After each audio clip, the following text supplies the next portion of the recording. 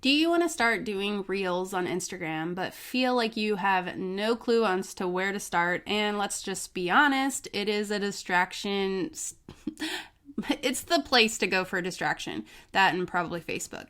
And so today we're going to talk about the real deal on Reels from an ADHD newbie and how I was able to get over 1 million in reach in just my very new baby account, okay? And so I'm going to give you a couple tips that I have personally found and hopefully help you to try out Reels if you want, okay? I am not trying to make you feel like you have to show up in all the places. I definitely still believe podcasting is the place that creative rebels and ADHD entrepreneurs can use their strengths and naturally show up. Let's be honest here. You can show up in your PJs. You can show up totally without showering, however you want with podcasting. You're able to utilize your strength in knowing so much about so many things, as well as being a messenger to help others. It's also going to show a catalog for you and to everyone else as to what you know so you can establish authority and build an audience. So I still want you to prioritize podcasting. And if you need help with that, definitely come over to Podcast School for Squirrels Instagram and let's hang out there. I give free tips and even a few reels lately so that you can really become so knowledgeable and get the tech out of the way and just start telling your story, owning your hard stuff. I believe that podcasting can really help you. And so if you are feeling called to do it, I want to empower you to do that. You can also come to my free Facebook group called Plan Your Podcast Rebellion. You can just search that and come and find us there as well. Or shoot me a DM, info@angelmcilhaney.com for my email, or a DM on Control the Chaos Mama or Podcast School for Squirrels. And so I just wanted to preface that. But if you're wanting to try Reels, I do want to tell you a couple things that I learned recently as a newbie. I feel like a lot of times we'll get these tips and tricks that are so over our heads and so just not on a newbie level that it can be overwhelming before we start. So if you are wanting to start Reels, first of all, the first step that I did was to start watching some. And so I would watch them, maybe set a timer if you feel like that could be a rabbit hole, but start watching them and seeing what other people are doing, not necessarily to copy everybody. I do think trends is a way for you to start kind of like just doing it, and then you can start getting more creative. I've always said this, but I follow This is Virginia Kerr. She did a really great episode for us early on where she taught us really how to not be afraid of video. So if that is something that you want to start doing, I definitely would go follow her, listen to that episode, and then utilize this one so that you can get started. So let's get started. So first what I did that helped me is I made a Instagram that was solely to do with a very niched topic so that I wouldn't have to think about what do I want to post. So even on my Control the Chaos Mama podcast Instagram, it's kind of like we should talk about many things on this show. Yes, it's ADHD, it's who you are, and all of the things that embody that. It's motherhood. It is so much about self-awareness and just so many things under that umbrella that the podcast is, that could leave me overwhelmed as to what to post. So I actually made a new one that is called Podcast School for Squirrels. It is based around my signature offer of helping people to start, produce, and manage a podcast and avoid the overwhelm. It's all about simplifying with podcasting and utilizing the content that you produce there in all the other places so that you can just know what to post or what to do your reels on. So if that is helpful for you, you could make a new Instagram that is around your offer so that you know exactly, specifically what you're going to post about.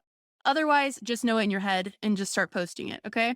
And so first of all, it would be that for you to it helped me to zero in on my quote unquote niche. I know that's a bad word sometimes for us. And I want you to know that when I got this huge amount of reach, it was from posting one reel a day in that first 6 days. Now, then I did take a couple of days off and it definitely plummeted. So don't get stuck in the numbers. Just start posting and you'll probably be fine.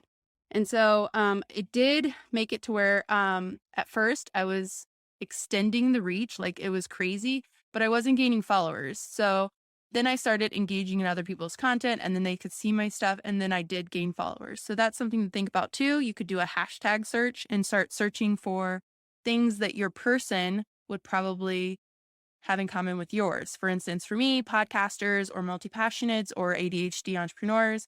And then you engage in their content, chances are they're like, oh, I want to be your friend too. And then they'll like or and follow your stuff. And that is how you get followers. So the good thing about Reels is it's going to make you more discoverable in the Discover tab. And so people who aren't already on your radar or following you, they'll be able to discover you and find you that way. And also prioritizing of the Reels or video has been announced by Instagram. So you might as well give it a try. Now, I'm more of a Facebook person, so take this with a grain of salt, but I hope this helps somebody. So next up, what I want you to do when it comes to doing your Reels is know that, don't worry, it's not as good as the podcasting where you can be totally hidden and have just your voice out there, but you can utilize some effects, okay? So don't worry and think that you have to get all like done up and, fix your hair and put on whole face makeup. It's okay. You don't have to do that. There's some effects. And then, there's even a little beauty filter thing. You can crank that baby all the way up if you want. It all depends. Recently, I have a sick kid, so sleep is in lack. So I've been putting that baby up. So the next thing, what I want you to do is so you've looked at other people's stuff to get kind of inspiration. And then the second stage of that is I would start saving them, the ones that you like. You could also send them to yourself if you have that other account. I've done that as well. I've even recorded my screen and put them in a note and put the things that I would say in there with the audio. And so that's helped somewhat too. That way it's almost like I'm processing, like, here's what I would say at this thing if I was to do this one. And then if I want to go create, and I feel like it, then I would go and do it right during that time. Know that you're going to probably have more energy and more drive to be front of camera if you are in your follicular or ovulatory phase. If you are new to cycle syncing, go back to episode 35 and 60 so you can learn more about that. But just know that it's natural that throughout the month, there are certain times where you want to be around people and front and center. You're going to be more magnetized and magnetism to you, more charming, all the things, just naturally. So use the nature and try to plan according to that if you can. Now, the next step, what I would do now that you've kind of gotten your ideas around like what you might want to do and almost made it towards your content or your niche, maybe you can utilize some of the topics that are already in your podcast so that you don't have to think about all the different things that you are going to create, and it will just be easy. Like the content part is there. Now you just need to do the delivery.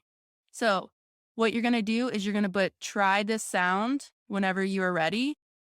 Or you could type in the sound and get it. And then you are going to usually just kind of lip sync the content at first. And yes, you can totally do this with like 100% your own videos, but I think this is a good way for you to start. And know that if it is too fast, you can go, this is something I very newly learned. You can go over to the left and you'll see where it says like 2x, 3x, 5x. If you hit 2x, it's actually going to slow it down. But then whenever you hit play, it does like speed you up. And so that's one way to help your lip dubs kind of line up. Another thing is you can, as I mentioned before, use the effects tool. You can also kind of pause your clips. Now, I did learn recently that around 6 seconds for a reel is ideal. You can also, of course, add words, and you can adjust the slider when you want the words to pop off or pop, on. Now, if you want to be really with it, you could actually do those steps in the beginning where you kind of know the content that you want to put, the reels that you like. And then what you could do is go into Canva and you could type up a cover.